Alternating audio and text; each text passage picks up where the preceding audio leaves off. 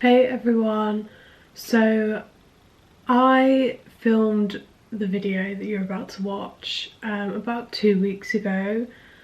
You probably haven't noticed, but I haven't uploaded on YouTube for those 2 weeks. Me and my boyfriend had a burglary in our house, so someone broke in and took our stuff.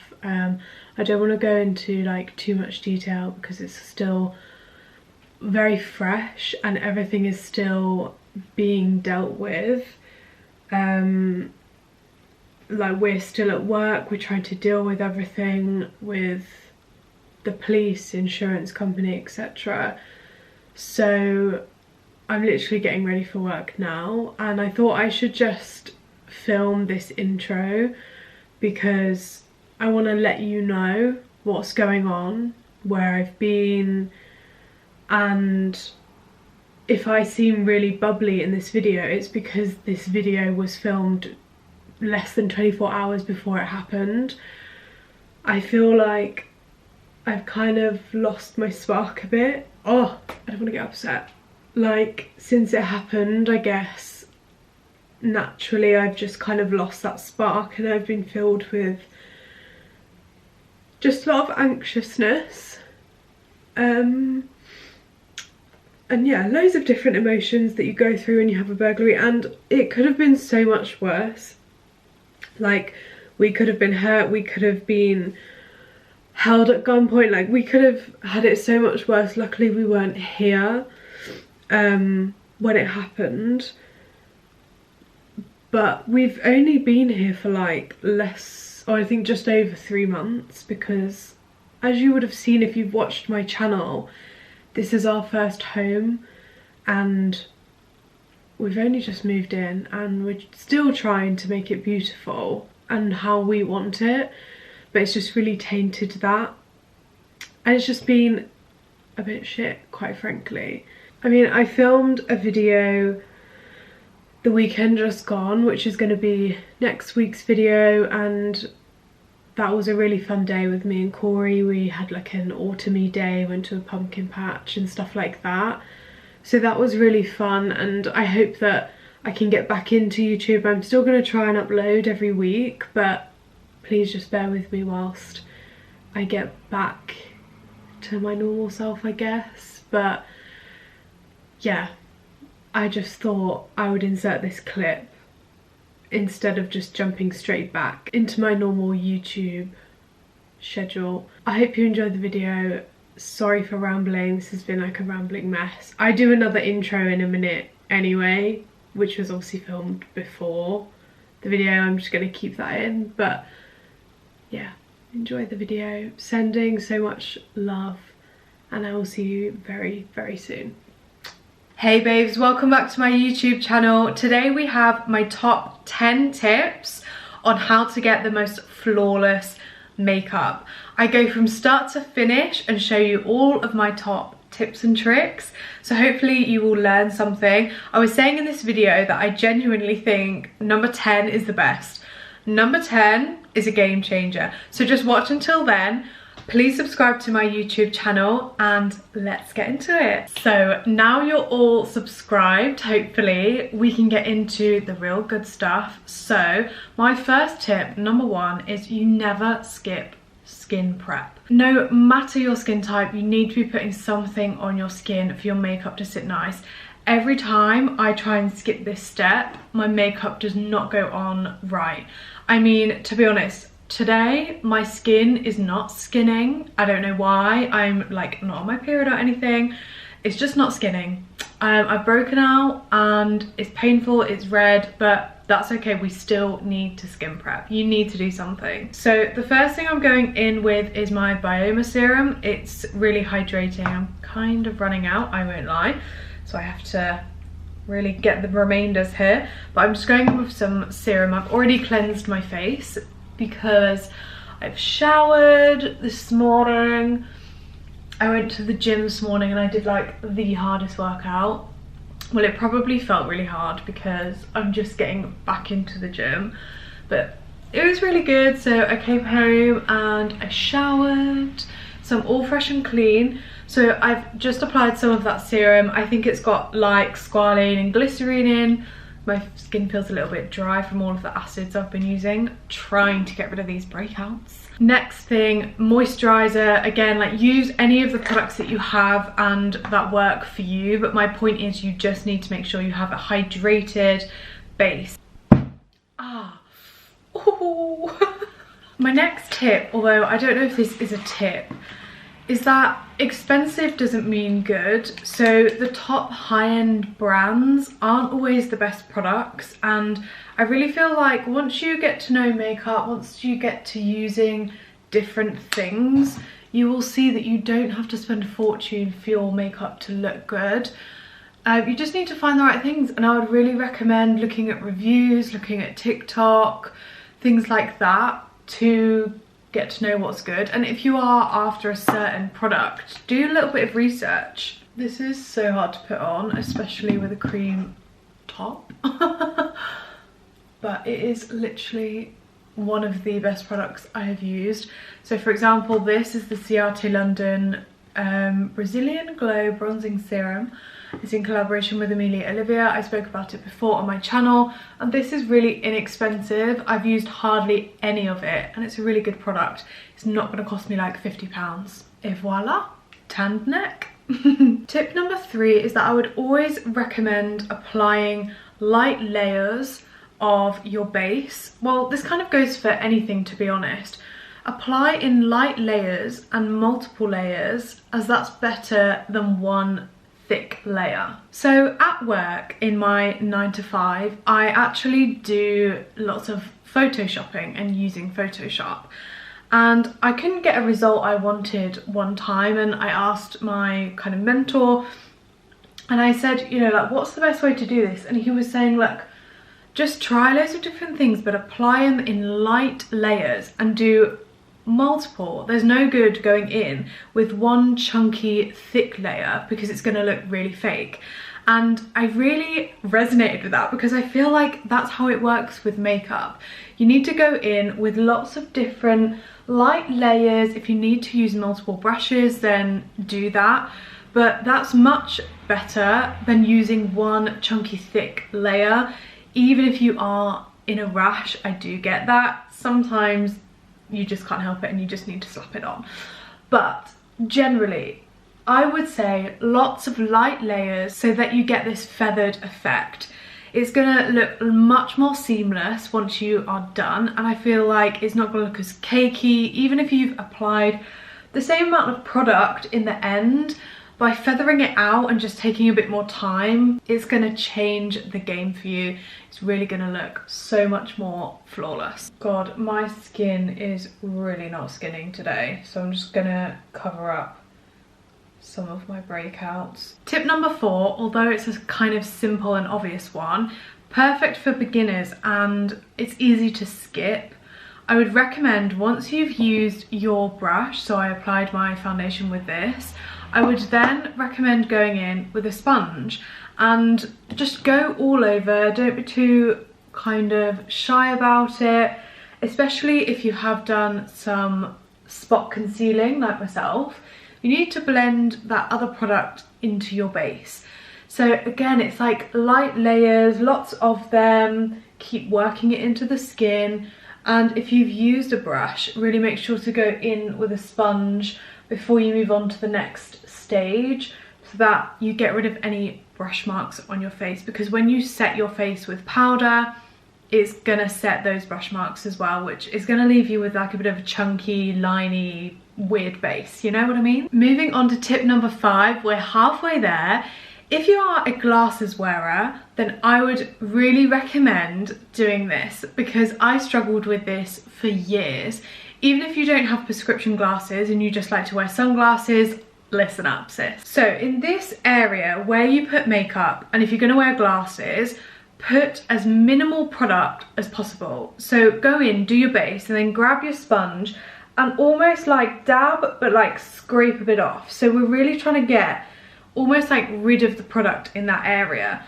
So you really want to buff that product in, but trying to just soak up any excess product that might be in that area. And the reason for that is because when you put your sunglasses on your nose, that kind of like sweaty bit, like the nose part of the glasses, I don't know what it's called, is going to sit there and move that makeup. So when it sits on your nose, it's going to move it around and it does that weird cakey thing, and then you have to like wipe it off your glasses, wipe it off your nose, but then you have like a bare bit of skin on your nose. So what we're trying to avoid is that stark difference between somewhere like here or somewhere on your nose, which has all of the product on, but then on your nose is like a stark bit of skin.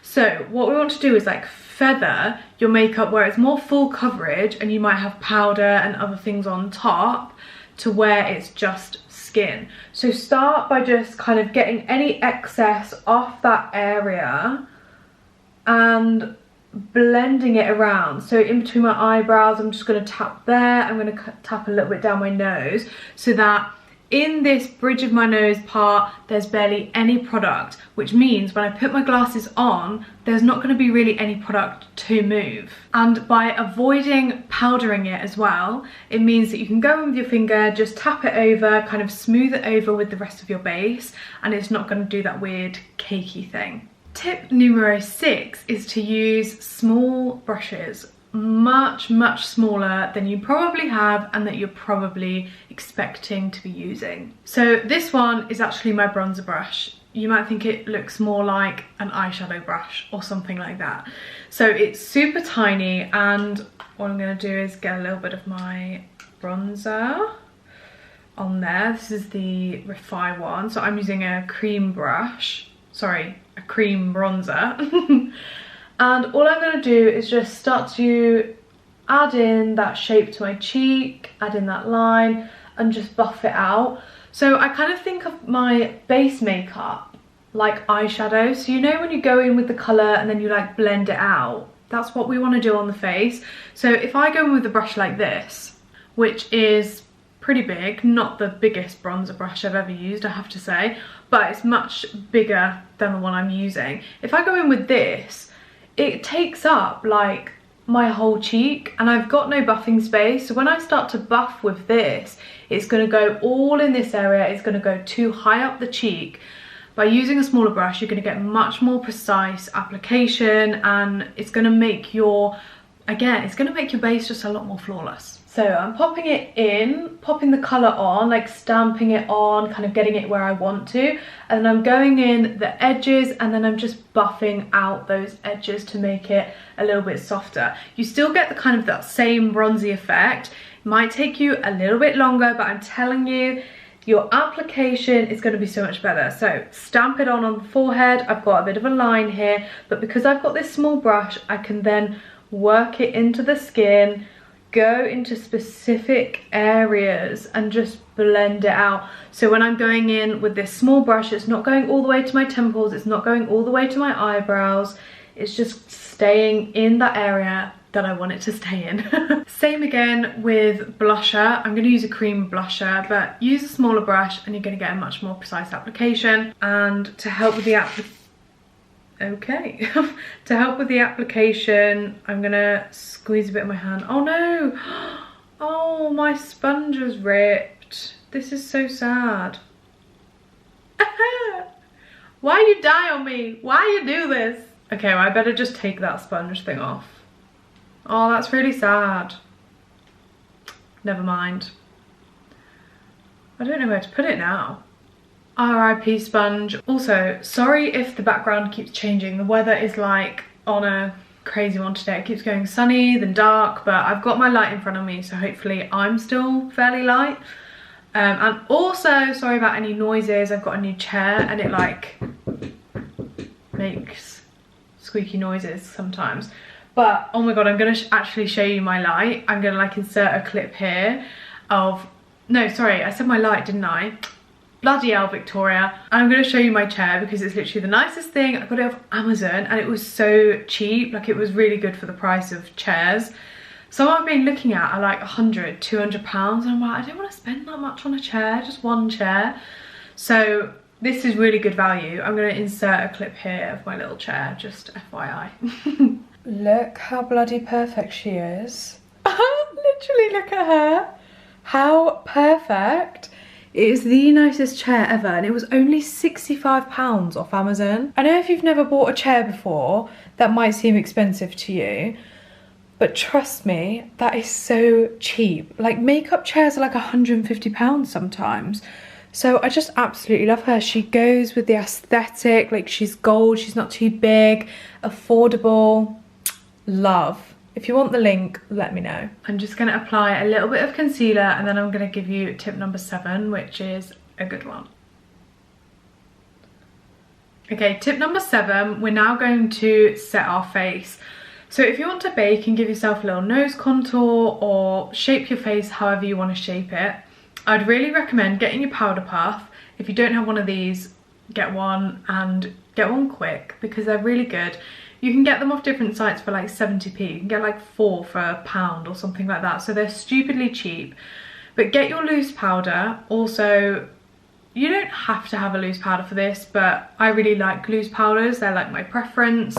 And instead of just going in and getting loads of powder, you see how on this, there's loads of different chunks of powder. If I press this on my face, it's going to put that chunk of powder on my face and then leave that as a mark on my face. So I don't want to go straight in with the loose powder then straight on my face, because it's going to leave it a little bit uneven. Again, it's just going to give that whole effect to your makeup of being a little bit more clean, a little bit more put together.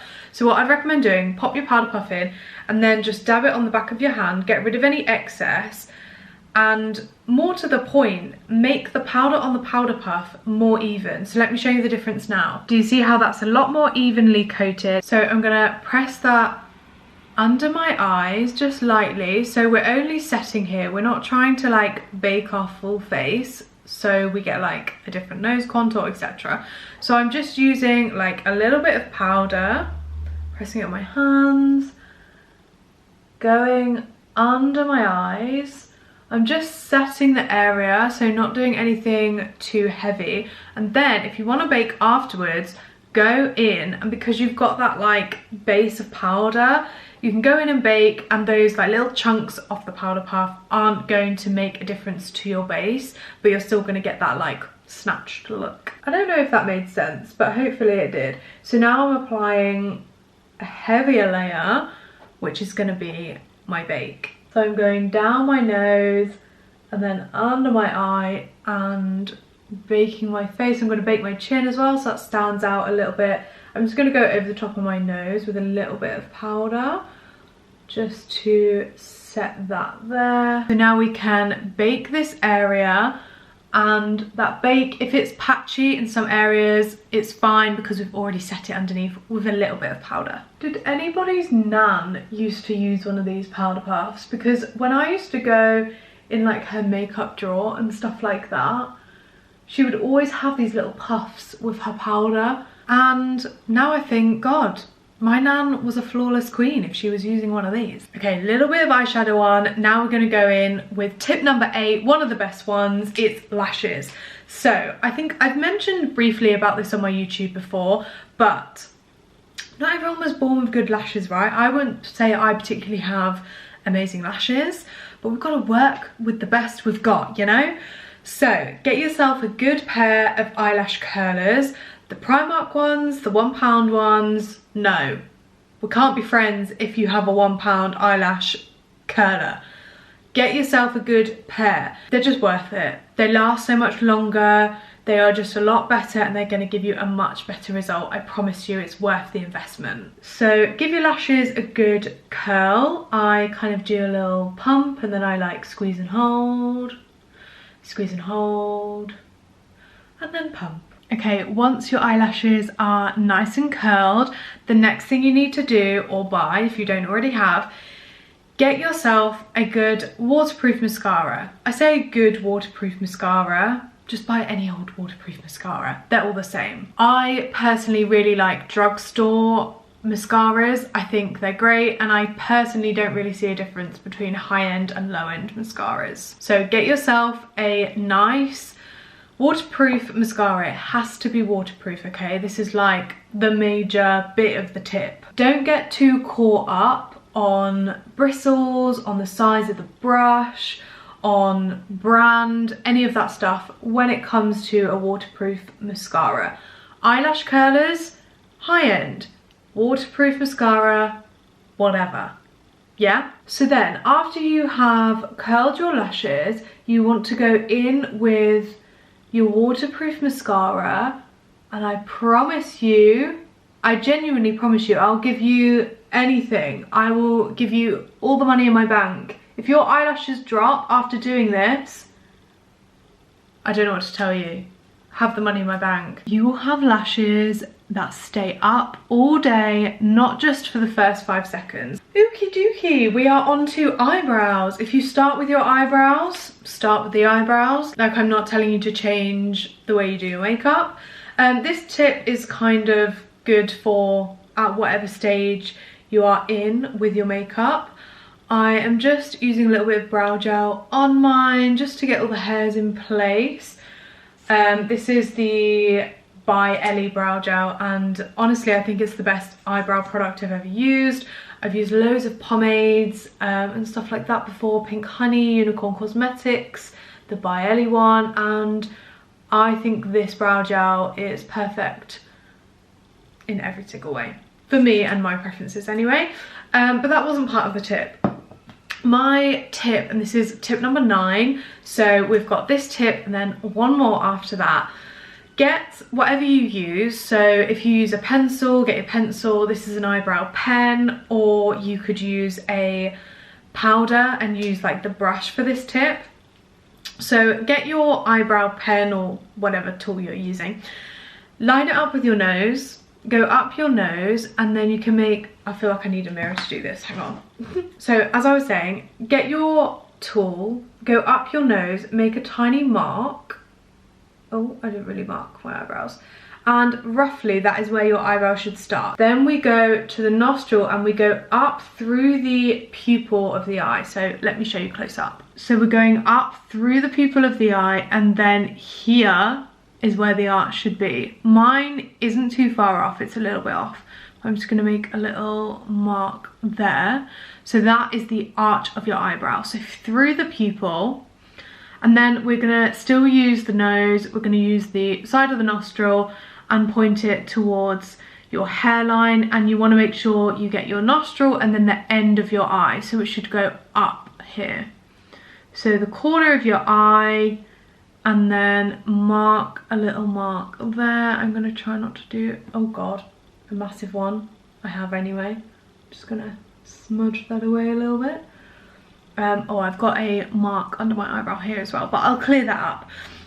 So basically this is just so that you have proportionate eyebrows. It's a really good way of just finding your natural eyebrow shape that is right for you and your face. Then you can just start to fill it in from that map.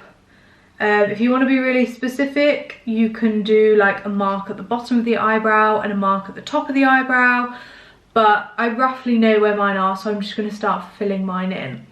So yeah, perfect tip, especially if you are starting out in makeup and you're not quite sure where your eyebrows should be, or like a lot of my friends, they plucked them out when they were younger, so their eyebrows are no longer their like natural shape. So that is perfect for someone. If that is you, then use this tip. Now my babes, we are on our final tip.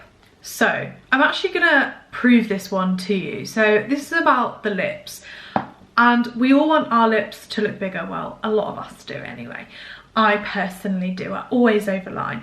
So if you want your lips to look bigger and just a little bit more plump, I'm not saying you need to look like you've had 6 ml of lip filler, but if you want your lips to look a little bit more juicy, always make sure the outer edge of your lip is darker than the center, than the inner part of your lip. Now what I'm going to do, just to show you what I mean, is I'm going to do this tip on one half of my lips, and then I'm going to do the same thing. So I'm going to outline my lip with the same shape, but I'm going to do it all in one colour on this side of my lip, and you'll be able to see what I mean. Be right back. Which one looks bigger? Tell me. So on this side I've done a little ombre lip. This side of my lip has a Doll Beauty lip liner in the shade Talk to the Hand, so it's like a little brown moment. And I've done that outline. Then I've used a MAC lipstick, which is in the shade Yash in the centre. And then I've also popped a little bit of concealer in the middle just to give it that like ombre. So this side of my lip looks, I look like I was picking my nose then. This side of my lip looks nice and plump, nice and like juicy. And then look at this side. Right? You can see the difference. To further prove my point, I'm gonna swap them. I'm gonna do it the other way around. So obviously I've used different colors so that you could kind of see the difference. But I'm gonna do a pinky lip and on this side and pop like concealer on and make it like an ombre effect. And then I'm gonna put the brown on this side and not do it. I'm just gonna fill in the lip like as normal. Okay, so exact same, I've just switched the colors around. This side is pink, so I've used that same pink lip liner for the main of my lip. And then I just went on the outside with a tiny bit of a darker shade. So the darker pink is on the out, then this is on the inner. And then I have popped a little bit of concealer in the middle to give it that ombre effect. And I've used the exact same brown liner that I used on this side the first time. Look how plump and juicy they look. And then look at this side, right? Do you see the point? So no matter what colors you're using, it doesn't matter whether they're brown or pink or whatever, blue, who cares? The ombre lip is gonna make your lips look super juicy. And then to absolutely top it off, add a gloss on and you'll be plump into the heavens. Okay, I've just used that same pink colour and I've evened my lips out, so I feel like they look super kissable and amazing. I've actually ordered some new glosses because the only one I have is really running out. I feel like that is really the best tip. Like out of all of them, please do this one because it really just, it changes my life. I feel like a different person after I've done this. Here is the finished look. Take from it what you will, but hopefully at least one of those 10 tips helped you and you can implement it on your makeup routine when you want to look extra special. Please subscribe to my YouTube channel and leave me a comment. I would love to chat to some of you guys because I feel like I don't ever see you in the comments. So leave me a comment of which one was your favorite tip and I will see you next Wednesday for another video. Bye babes.